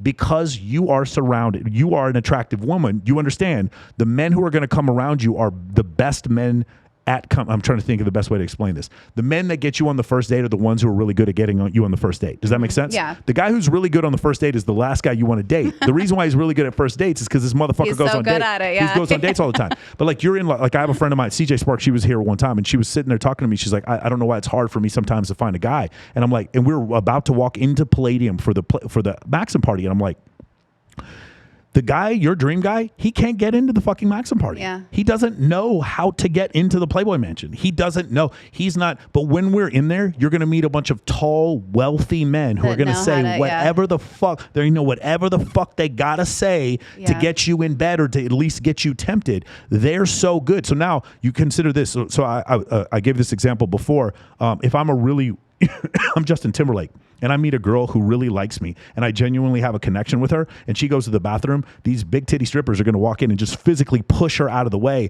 to where all the stimulus in my life is just, I don't know what to believe or what's real. Do you understand what I'm saying? Well, it's the same situation. You're an attractive woman who lives in Los Angeles or Las Vegas. The guy is like the greatest guy you've ever met. He comes up and talks to you, but the problem is the next 2 guys who come up and talk to you are 6'5" male strippers who take steroids, and you can't tell. You can't. They're like 6'5", like they're so good looking, and it's so distracting. And like you're like, oh man, that guy's so great, but I might go home with him tonight. Like you don't know. Do you understand what I'm saying? I do. I do actually see that, and it really is like it's fuck yeah. It's you're right. Like I totally agree with you. And those guys are going to have that experience to pull from, and that's why they're good at what they do, and that's why they're like, because clearly it works for them, and they know what works. The man of your dreams he's never been to Nobu. Yeah. He's going to pull up in whatever convenient, like practical car he's got. He's going to stutter when he's on the date with you because you're the prettiest girl he's ever gone out with. He's going to worship the fucking ground you're walking. Yeah. And the guy who's wrong for you is going to pull up in the fucking rented Lambo. He's going to drive that motherfucker like a horse. He's going to get you in the car. He's going to pull up. He knows with the valet. He gives the valet money. The valet knows his name. Oh, thank you, Mr. Soar. Thank you, Mr. Smith. He's going to go into the restaurant. He's going to take you into Nobu. The chef's going to come out and be like, oh, Mr. Smith, it's so great to have you. Who is this incredible woman that you're with? And the whole time you're like, oh my God, this guy's my dream guy. No, this guy's acting a play. This is a 3-act play that he's done 1,000,000 times before. And so as a female, you're confused and you just don't understand that. Like I hear women all the time tell me, oh, I can't meet a great guy. And I could introduce them to great guys and just yawn. That like, I'm not interested in this guy. The thing is for women, if you don't believe me that 26% of men aren't having sex, take a second. Let's go to Walmart. Walk all the way around the Walmart and start noticing not the men you find attractive, but every single man in there. And then you tell me who's having sex with them. I think that's the big hang up for a lot of women though. And I know that is just because look, like you need 3 things for a successful relationship. You need attraction. Okay. You need a connection. And that's a whole other thing. And then you need alignment. You need those 3 things. But with women, really crazy. I say the same thing. So it's attraction, comfort, and then logistics. That's what I say for that. But you're saying attraction, connection, and alignment. Yes. I think it's the semantics. Those are the same 3 things. So like, but the thing that with women is that it is really like especially like a lot of the women that I talk to, the thing that overrides and gets them off on the wrong foot is fucking attraction. Yeah. It's that one every single time. They could meet these great guys, like you're saying, but when that fucking 6'5" whatever comes and he's just like a smooth talker, like she's gonna want to mate with him. Yes. You know what I mean? And like that guy wins, and that's the guy that breaks her heart, and like whatever. Have you watched Sex Life on Netflix? No, I wanted to. I recommend it to everyone. This is one of the most frightening things I've ever seen. Okay. It really is, because I kept thinking I was Cooper and I ended up being Brad. Like, it was really a file. Those of you who watch the show, you understand what I'm talking about. But it's one of these really messed up situations where this woman is married to this guy who's like pretty much perfect, but the sex isn't good. Yeah. And then her ex-boyfriend is there, and this guy's a complete fuckbag, but the sex is great. And I'm not going to give it away. You can probably figure out how it ends. But the thing about it is that part makes it really difficult. You and I, at different times, we're on stage for Kygo at Access the other night, right? Yeah. Okay, I didn't see you because you had left before I got there. I did, But the point of the matter is that on stage at Access or on stage at Omnia here in Vegas, everyone there is good looking or wealthy. There's no one's up there that isn't good looking, wealthy, connected, or has some level of status. Like, I'm sitting there right behind me is Jake Paul, in front of me is like three of the NBA players that are here for Summer League. Like, when I'm just standing up there, and then we have all these like, I'm literally watching Diplo watching Kygo on stage. Yeah. Okay, so I'm in this situation, and then I realize, like, I'm here, I'm fortunate to be here, but there's a bunch of women in this right around me. Some of them being paid to be here because they're atmosphere models, and they're like, I can't find a good man. I'm like, you think a good man has any fucking chance of getting up here? He has no chance. It's true. The level of shit he has to go through to get, because I'm a normal dude on stage at Excess. I know what he has to go through. Yeah.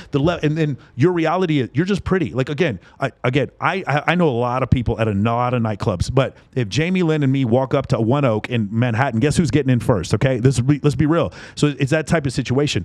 Your reality is gonna be different. And so because of that, because you're a sought after woman, the guys who are coming after you are the nuclear missiles, man. These guys are fucking. I gotta dodge them. Do you understand what I'm saying? I do, like, cause I had. It's true. Like, I do have a lot of access to like some nice things for sure, and I'm very grateful for that. Like, I was ringside like last week. Yeah. And, you know what I mean? Like, it's nice. The man of your dreams was not sitting next to you while you were ringside over at watching the Pacquiao fight. You don't know that. And dude, I'm invited to go see Guns N' Roses at the Wynn Fieldhouse tonight, right? Okay. But like, again, the access to these things is so difficult for some men to get to. And when you go there, are there more men or women there?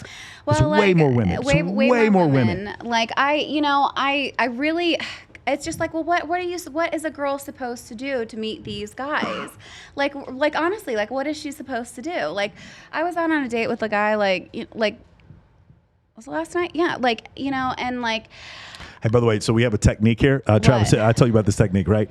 You never had a threesome. Your buddy a long time ago had a threesome. Yeah, you right? understand? You never had sex at some room in the Playboy Mansion. Your friend a long time ago did. So anyway, go ahead. Okay. Well, shoot. Now I lost. No, it's fine. Keep going. You went on a date last night. You already gave it up. Yeah. So I don't know where I was going with this. I had a point, and I don't know. We're talking about the slick dudes that you end up going out with. Well, like, I feel like they're very genuine. I don't feel like I'm going, like, yes, I have gone out with the slick dudes for sure, 100%.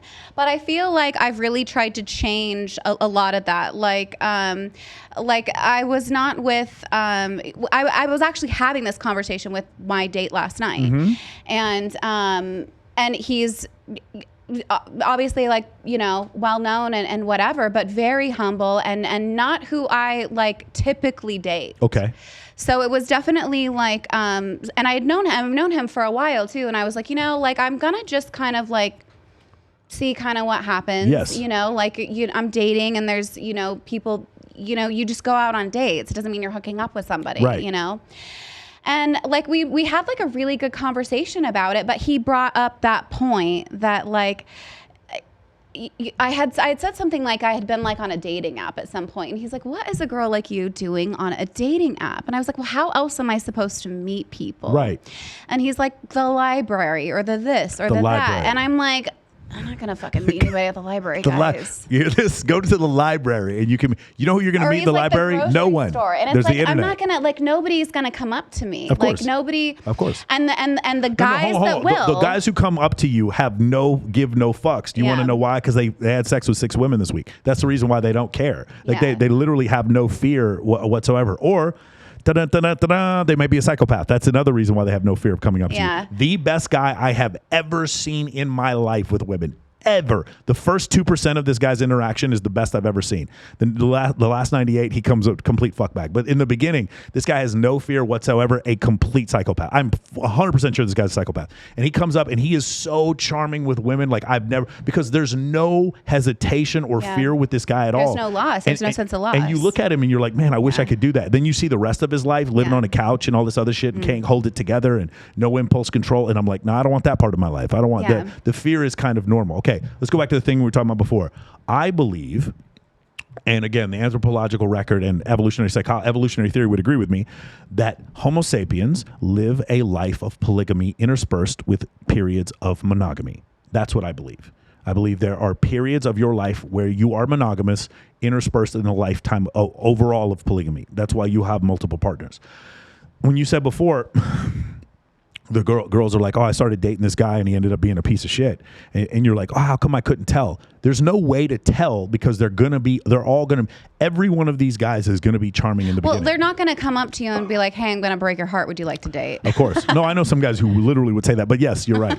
You're right. It might work. Yeah, here's some Coke. Here, I'll break your heart, whatever. But going back to what you said, do you understand what I'm trying to say? I do. Like, I certainly see your point. It's not that I'm disagreeing with you. I don't feel like that's best though. Okay. And at least not for myself. And I know, I think it is women's best interest to be in a monogamous relationship. I think that serves them, and I think that women just really thrive in relationships, and that is where they do the best. They do the best at, and I think that is just kind of how we're just naturally wired, most of us, and so that's just a desire that women have, and it's very frustrating for a lot of women to be in this dating game where people are playing games, or they don't want to commit, or they're like one of the things that a lot of women will tell me or will talk about is a guy will really secure the attachment really early on and then like back away. There's that pull away thing, and then they're like, what happened?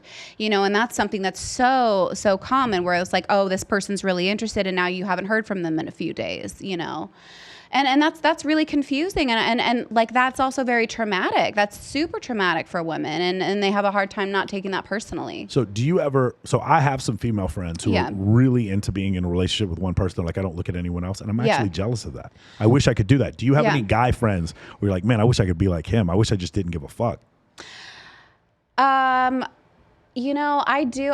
One of my best friends is a guy friend, and he's amazing, but he's all about his woman, and I admire that so much. Like, he fucking loves the shit out of her, and it is so attractive. It is so attractive to see how he treats her, how he talks about her when she's not around, and how much she loves and respects him. And I'm like, that's fulfillment. Okay. I haven't seen anybody really get that kind of happiness being single or fucking around. I've only seen that in a relationship. Interesting. Okay. No, again, so you're talking about what ought, and I'm talking about what is. We're not disagreeing. We're not disagreeing. I agree with you. Yeah. In fact, they talk about in the Evolution of Desire, another book by David Buss, they actually talk about it is better for women. A lot of women would prefer to be in monogamy, in a monogamous relationship. So let's just talk about this again from an anthropological or evolutionary standpoint.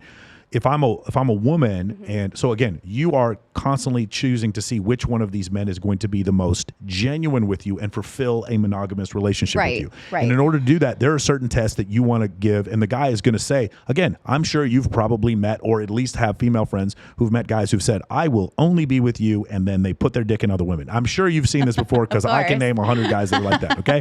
So now again, what is this? This is again, if it pervades amongst Homo sapiens, it fits somewhere in evolution.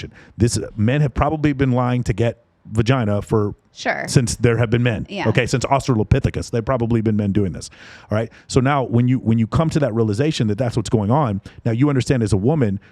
Now let's go back 50,000 years or 100,000 years. If you pick the wrong mate, it's not a function of dating some piece of shit who cheats on you or talks shit about you on Instagram. You die. Yeah. Yeah. Like, he can't protect you. You're not raising your young, like all those things. Yeah, he's not going to raise someone else's either. I know. Right. Yeah, absolutely. So the stakes are high. You have to choose well. You choose the wrong mate as a woman. Yeah. You die. Yeah. Evolution selected for women who were able to choose the right mate. So you wonder why women are picky. That's why women are picky. Oh, 100%. Yeah. Absolutely. And they should be picky. I'm glad they're picky. Yeah, they should absolutely be picky. I mean, you know, like you're trying to pick like a life partner, right? Like you want to be compatible and you want to like get along with somebody. So. Yeah, I mean, seriously. But like so much of, if you ever read the Napoleon Hill's book, Think and Grow Rich, the last part of the book is about sexual motivation, right? What was it? I remember Chappelle or somebody said something like, if a woman didn't want a man to buy a house, we'd all live in a cardboard box. We don't give a shit. Like, we don't care. Like, seriously, we'd have sex in a cardboard box. I know. You guys are insane. Oh my goodness. But we do these things. Like, listen, I mean, it's not Albert Einstein, theory of relativity, and then he tries to marry his hot cousin. Like, everybody, Warren Buffett, he ends up marrying his au pair, or not his au pair, but his caregiver. Yeah. Like, these people, how many supermodels does Steve Jobs end up dating? All of this is for sexual selection. All of it. Do you think that there are men out there that want to be in a monogamous relationship? They are, but the problem is for me to say they want to be in a monogamous relationship, that is a technical term, and that technically is right. While they're in the monogamous relationship, will they fantasize about other female forms? Yes, they will still do that. Well, that's not what I'm talking about. Okay, but that is gonna be the problem. Like for me, if I was in a relationship with somebody who was bisexual, and we would occasionally be with other women, in that case, I had no issue being in a relationship. Yeah. Other than that one thing, we were in a monogamous relationship. But other than that, that was it. That you're never. Here's the other problem. It is a really controversial book. It's called The Intelligence Paradox by Satoshi Kanazawa. And he talks about how as men go up higher in education or in IQ or have higher earning potential, the 1% top 1% of earners in the United States, I believe, is $525,000 a year, $540, somewhere around there. If you date one of those men, the likelihood of him cheating on you is dramatic, like exponentially higher. And women who date men in the top 1% just kind of like, oh, okay. Like if you think that LeBron James' wife doesn't know that LeBron James steps out on her sometimes. Sorry, LeBron, I don't mean to slander you, but let's be real. Like that does happen. And if that does happen every once in a while, a lot of times these women are just like, okay, I'll deal with it. I have a piece of, they talk about this in the Evolution of Desire. Some women would rather have a piece of a high status man than the entirety of a low status man. Oh man, I would not. Right. No, but, thanks. but you're also a high status woman. That's another difference. Fuck here. all that. There's another thing. There's another interesting study, how Rihanna keeps dating incredibly wealthy men. Yeah. Who she doesn't need their fucking money. I have a friend of mine. She has her own website. She's a model. She makes $200,000 a month on her website, and she only dates dudes who are worth $500 million or more. And it's crazy when you see it, and you're just like, why do you do this? And some of these dudes like step out on her, and you're like, why would you tolerate this? What the fuck? Well, sometimes, I mean, that's probably based on something else, honestly. Like for a lot of women, they're looking for, an equal, yes. like a partner. And that absolutely can, especially if the woman is like wealthier than the man. Sure.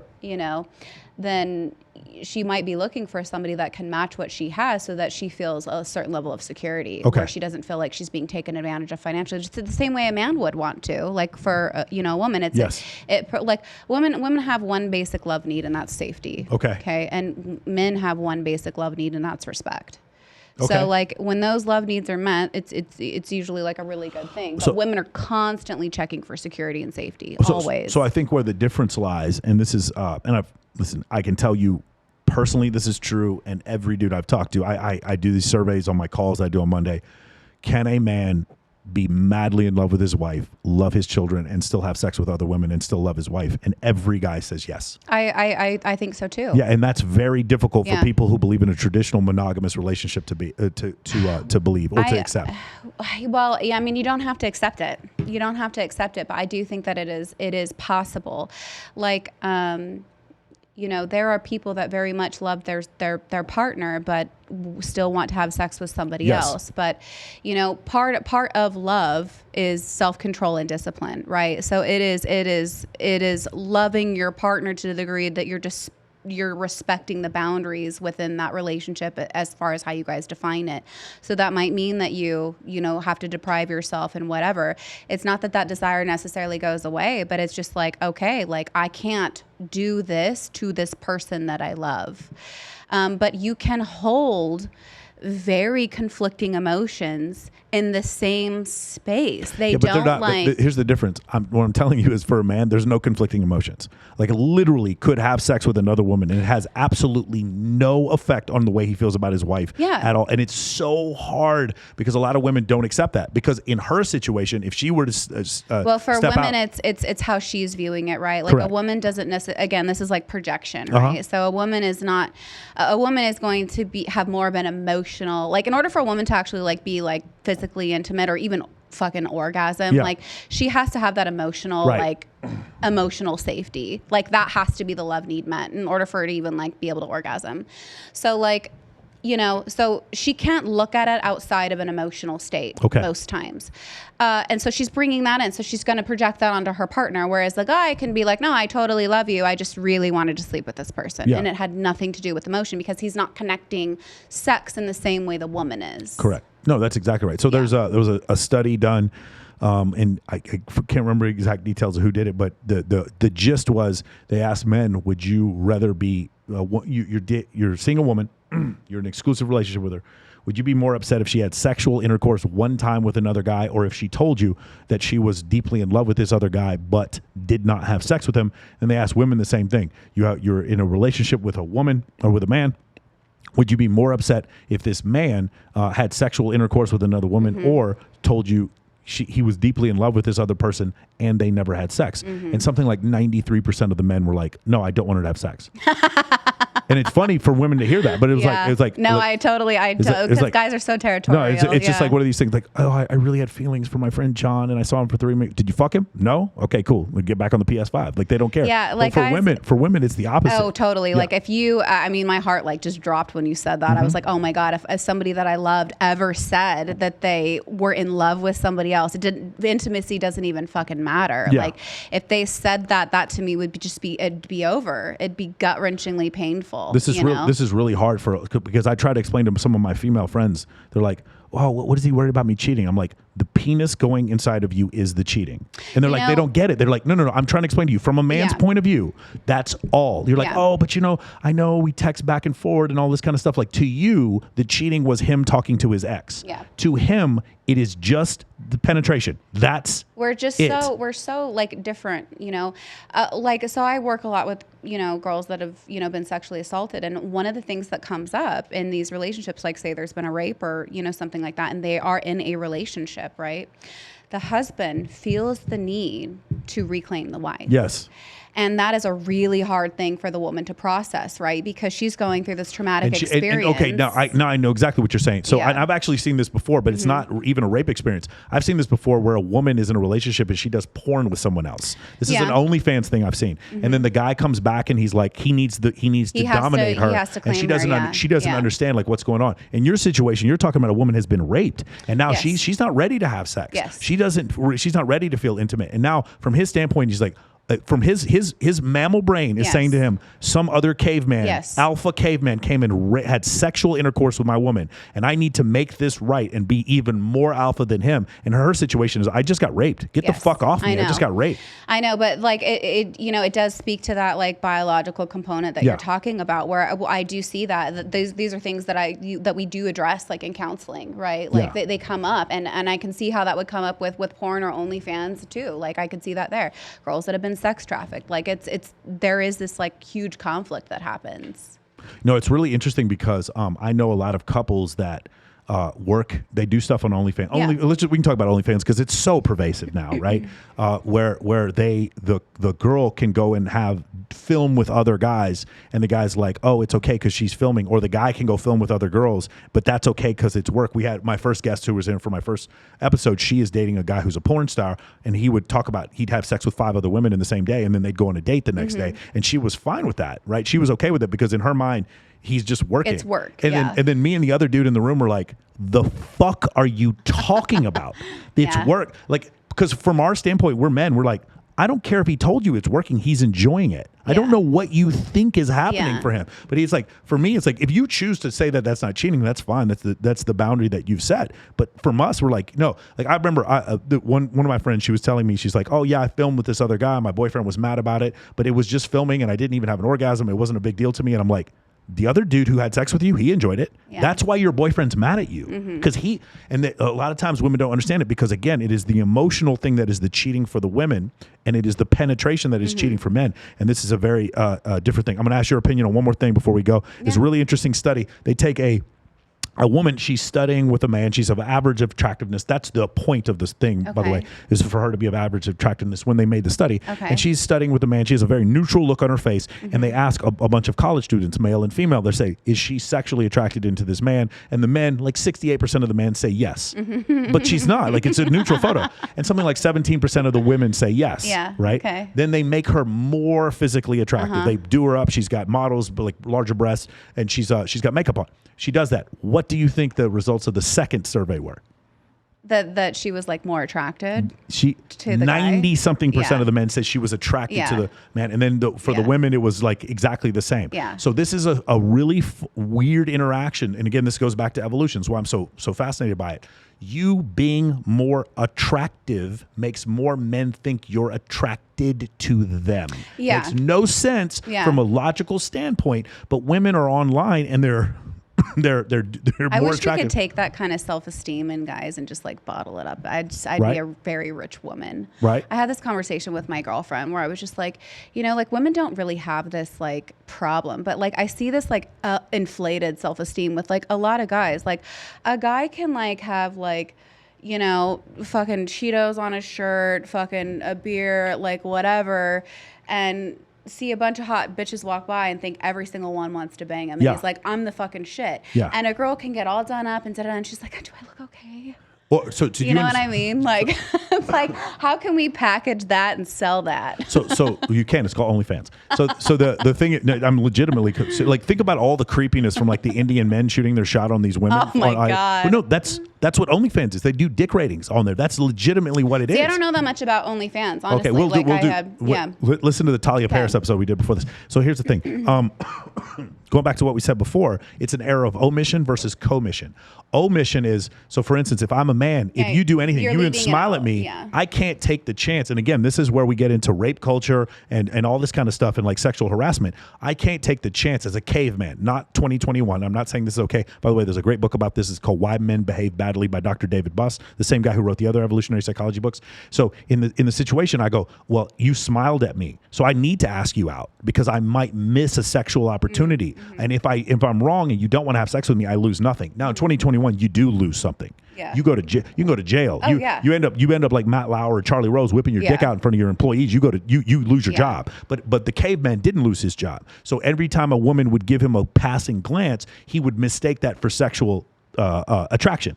Women are the opposite. Women are like, well, every guy I know wants to have sex with me, and this dude's a douchebag, this guy's a douchebag, this guy's a douchebag, this guy's a douchebag, and if I fuck the wrong one of them, I die. I don't end up with a dude with a fake watch and a rented Lambo. Yeah.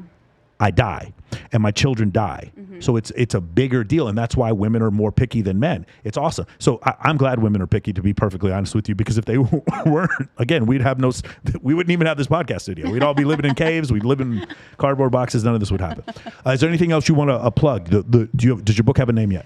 Yeah, so my book is called The Narcissist Playbook, and I'm still in the process of writing it. Oh, can you put like a football like diagram for a play? Yeah, maybe that would be awesome. Maybe I should do. And then you have like like that. headset on like this, like you're Just a coach. like a little like maybe like this. Yeah, Narcissist Playbook. Something evil. No, I'm just kidding. No, but really, it really is. I'm just trying to break down narcissism and help people really kind of distinguish, the difference between, because everybody's talking about it, and not everybody is a narcissist. Like sometimes people are just assholes, or they're just not that into you, and really giving people like kind of the play-by-play to break it down and what to do. And it really is very simple. Like once you know who your audience is, you know what to do. This stuff is really predictable, and it's not that complicated. It's a shit show, but it's okay. And that's how my book, that's actually like how it opens too. I just say, welcome to the shit show. That's nice. And you would say somebody who has more experience, if you've dealt with a narcissist or a sociopath, after a while, you probably can start to see some of these red flags. Absolutely. Like look, there are red flags, but you're not going to know right away. Yeah. And that's important, because what you want to really do is you want to evaluate behavior over a period of time.